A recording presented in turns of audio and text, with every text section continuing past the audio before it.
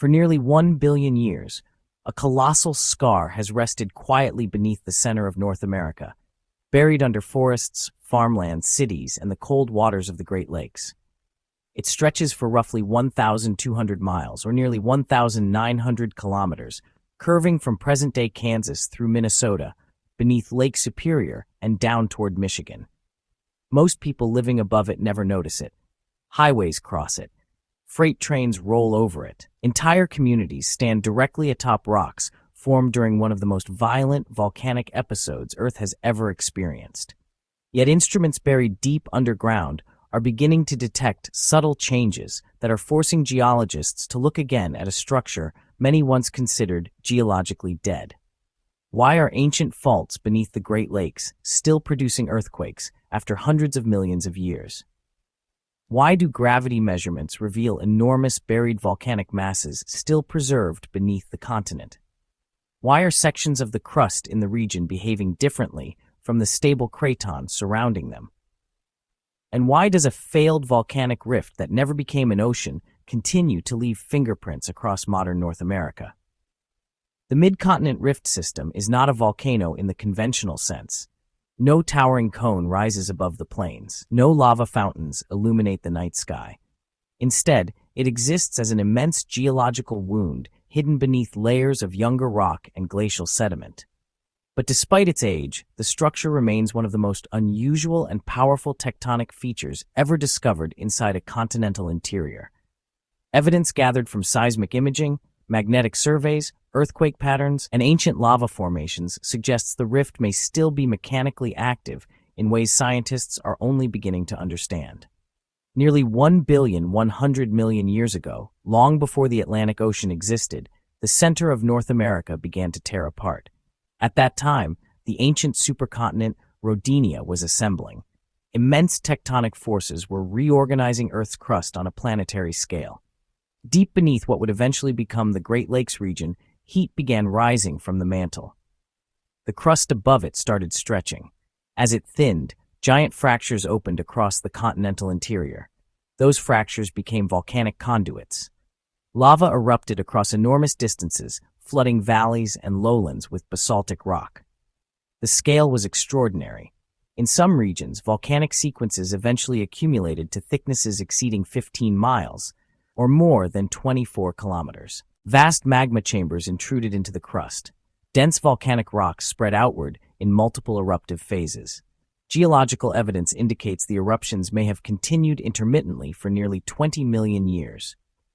Today, remnants of those eruptions are preserved around Lake Superior, especially in Minnesota, Wisconsin, Michigan, and Ontario. The black volcanic cliffs along the shoreline are fragments of this ancient event. Beneath the lake itself lies one of the thickest accumulations of volcanic rock on Earth, associated with a continental rift. The amount of magma involved was staggering. Estimates suggest the Midcontinent Rift produced more than 500,000 cubic miles of volcanic material, equivalent to over 2 million cubic kilometers. That volume rivals some of the largest known volcanic provinces on the planet. In many ways, the process resembled the early stages of ocean formation. Modern examples can be seen in East Africa, where the crust is currently stretching apart along the East African Rift system. There, deep fractures, earthquakes, volcanic eruptions, and crustal thinning are gradually splitting the continent. If extension continues long enough, seawater may someday flood the region, creating a new ocean basin.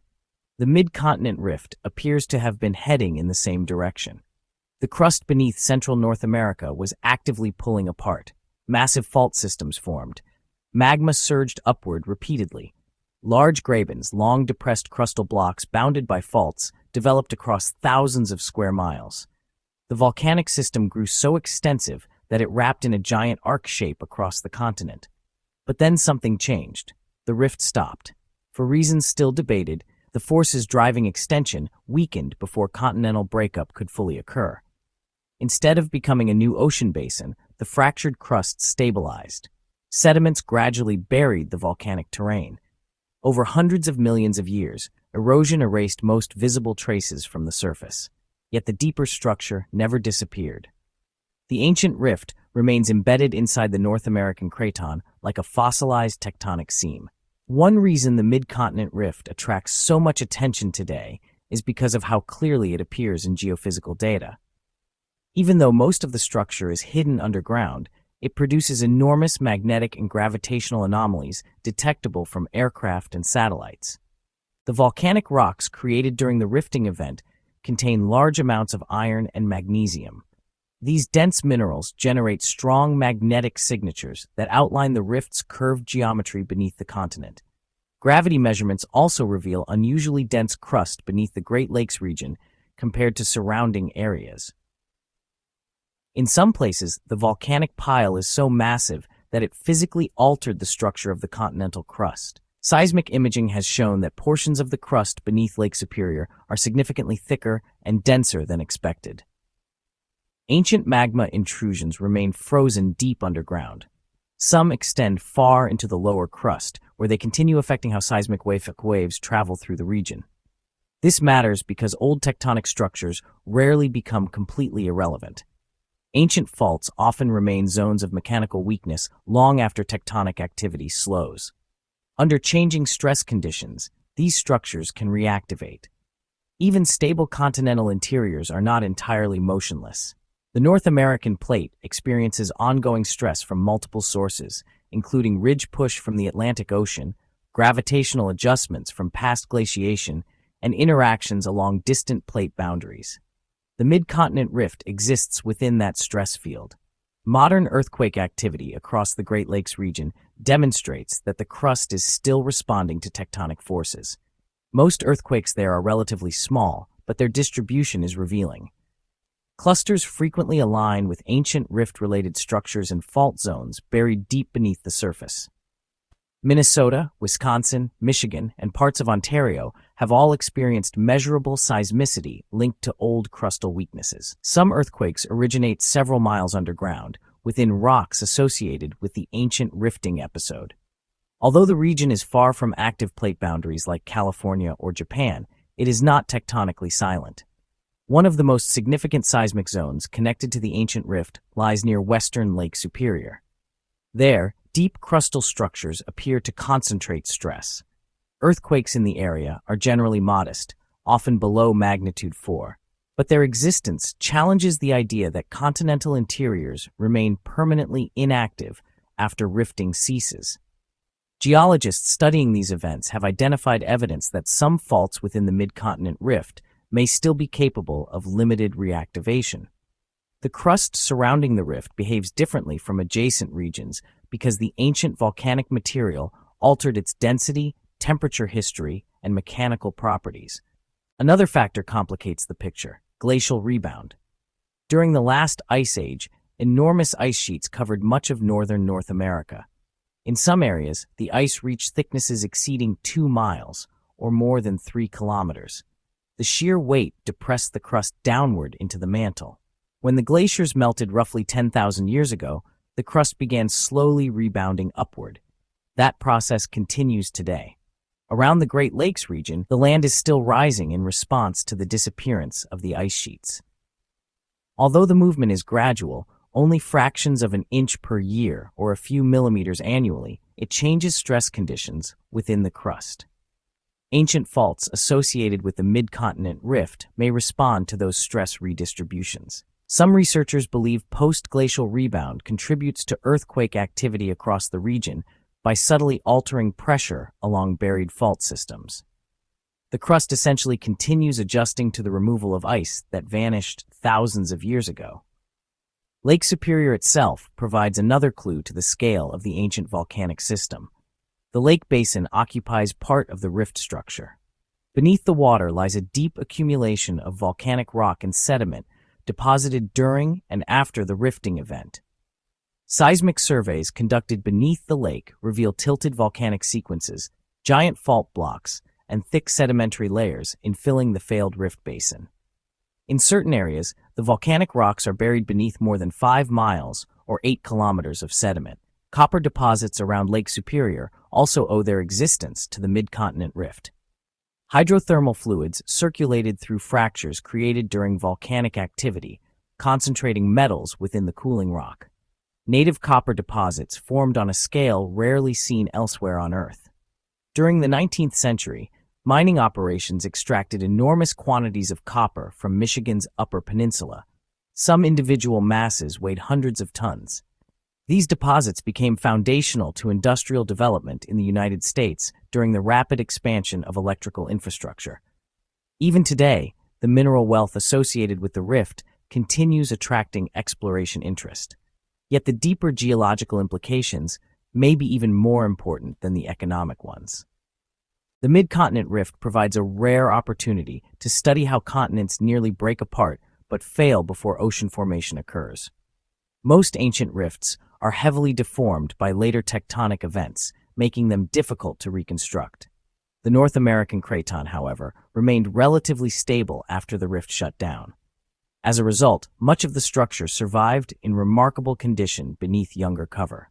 That preservation allows scientists to image the anatomy of a failed continental rupture with unusual clarity.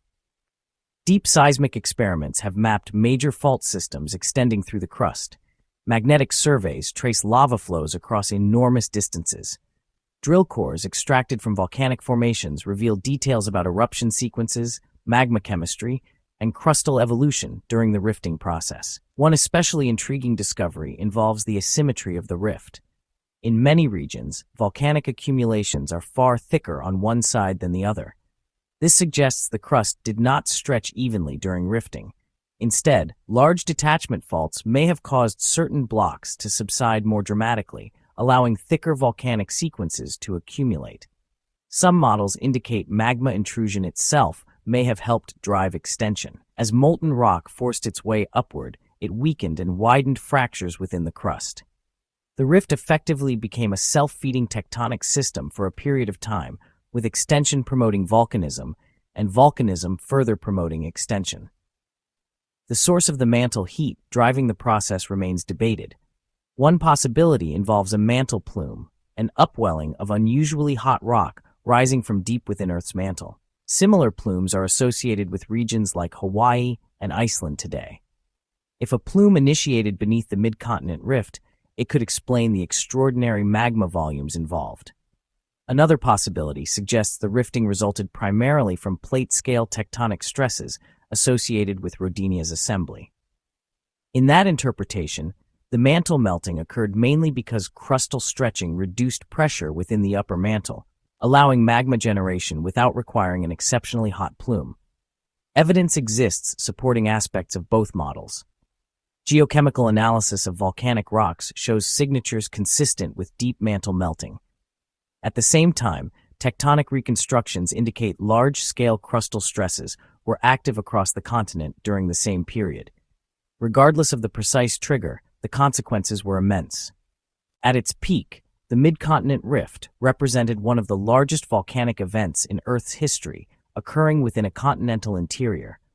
Lava likely flowed across landscapes for hundreds of miles. Giant fissures may have erupted repeatedly over vast areas rather than through isolated volcanic cones. Some flows around Lake Superior exceed 100 feet in thickness, or more than 30 meters. Layer upon layer accumulated over millions of years. Entire volcanic plateaus formed before eventually subsiding into the developing rift basin. As the crust stretched, central sections dropped downward between bounding faults. Sediments eroded from nearby highlands poured into the basin, burying older volcanic layers beneath thick deposits of sandstone and conglomerate. These sediments now preserve evidence of ancient river systems, volcanic terrains, and tectonic collapse associated with the dying stages of the rift. Eventually, compression replaced extension. What makes the Midcontinent Rift especially difficult to classify is that its activity never fully disappeared in a geological sense. The eruptions ended hundreds of millions of years ago. The continental rupture failed. The magma chambers cooled and solidified deep underground. Yet the structure left behind continues interacting with the modern stress field of North America in ways that are still measurable today. That interaction is becoming easier to observe because modern geophysical technology can now image buried geological systems with remarkable precision. For decades, the Midcontinent Rift was understood mainly through exposed volcanic rocks around Lake Superior and from magnetic anomaly maps generated by aircraft surveys. Those studies revealed the enormous horseshoe-shaped structure curving across central North America. But newer seismic imaging projects are exposing what lies much deeper beneath the continent. Seismic waves travel at different speeds through different rock types. Dense volcanic intrusions, fractured crust, ancient fault zones, and altered mantle material each affect those waves differently. By analyzing how seismic energy moves through the subsurface, geophysicists can reconstruct three-dimensional images of structures buried many miles underground. The results show that the Midcontinent Rift extends deeper and remains more structurally complex than earlier models suggested. Beneath Lake Superior, parts of the crust affected by the rift are unusually dense compared to surrounding regions. Large magma bodies frozen within the lower crust continue influencing how seismic waves travel through the area. Some imaging studies even suggest that the ancient rifting process permanently modified parts of the upper mantle beneath the Great Lakes. That finding is important because continental interiors are generally expected to become mechanically stable over immense spans of time. But when enormous volcanic systems alter crustal density, mineral composition, and thermal structure, the effects can persist for nearly 1 billion years. The Midcontinent Rift appears to have permanently changed the architecture of the North American craton. In some locations, the crust beneath the rift behaves like a welded tectonic scar. That scar influences how stress moves through the continent.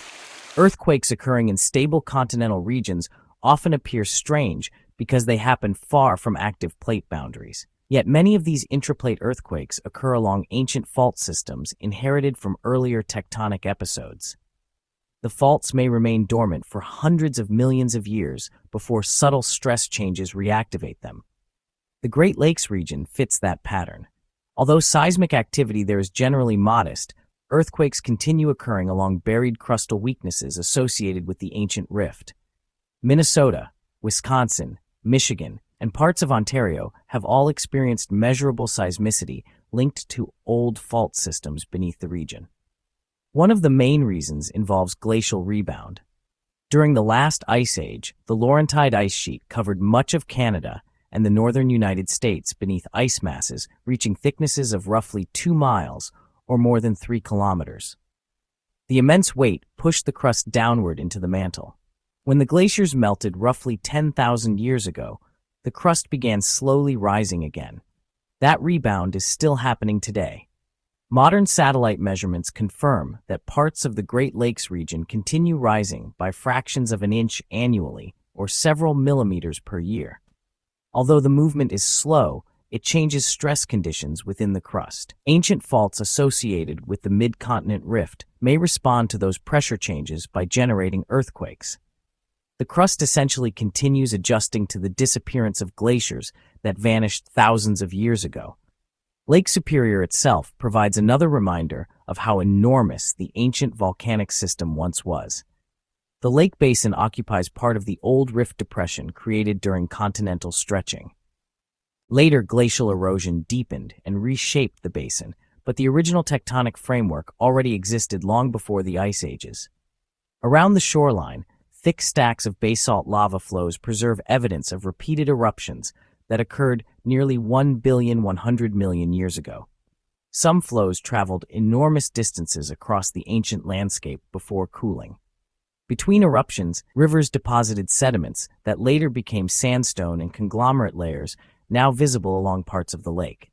Together, these rock layers record cycles of volcanism, faulting, erosion, and crustal collapse during the active stages of the rift. In some places, the lava flows are tilted dramatically, showing how large sections of crust rotated downward along major faults as the basin widened. Entire blocks of crust subsided, while magma repeatedly filled the developing depression. At its peak, the Midcontinent Rift resembled the early stages of a continent splitting apart. Most ancient rifts are heavily deformed or destroyed by later tectonic events, making them difficult to study. Central North America, however, remained relatively stable after the rift failed. As a result, much of the structure survived in remarkable condition beneath younger rock and glacial sediment. That preservation allows researchers to study the anatomy of a failed continental rupture with unusual clarity. On any human timescale, there is no evidence suggesting renewed volcanic activity beneath the Great Lakes. No active magma chambers comparable to modern volcanic systems have been identified. Heat flow across most of the region remains relatively normal for continental crust. But ancient rifts can remain mechanically important for immense spans of time. Their faults continue acting as zones of weakness long after volcanism ends. Even subtle stress changes can reactivate portions of those structures. That is why the Midcontinent Rift still matters nearly 1 billion years after its formation. Every small earthquake beneath the Great Lakes, every magnetic anomaly stretching across the continent, and every seismic image revealing buried volcanic structures serves as evidence that the failed rupture never completely disappeared. The eruptions ended long ago, but the tectonic scar remains locked beneath North America, continuing to shape the continent in ways both visible and hidden deep underground.